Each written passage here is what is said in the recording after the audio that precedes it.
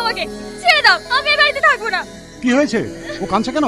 উনি ওকে অপমান করেছে, ওকে বিয়ে করবো না বলেছে। ও বিয়ে করে না, ও 14 গোষ্ঠী বিয়ে করবে। ওইখানে মেয়েটার জন্য শুধু আমাকে অপমান করে।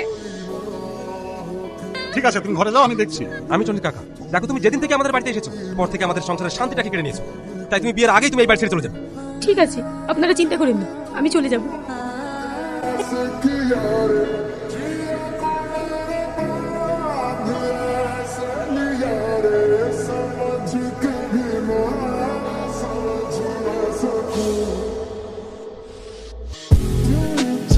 বলো বাপ কবুল। কবুল।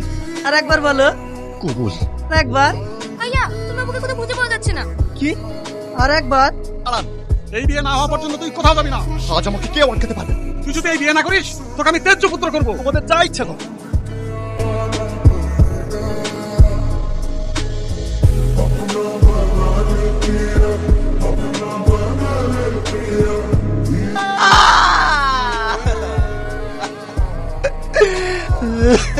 টনি, তুমি বিশ্বাসঘাতক নয়। আমি তো সবসময় ভালো চেয়েছি, আর আজও তোর ভালো চাই।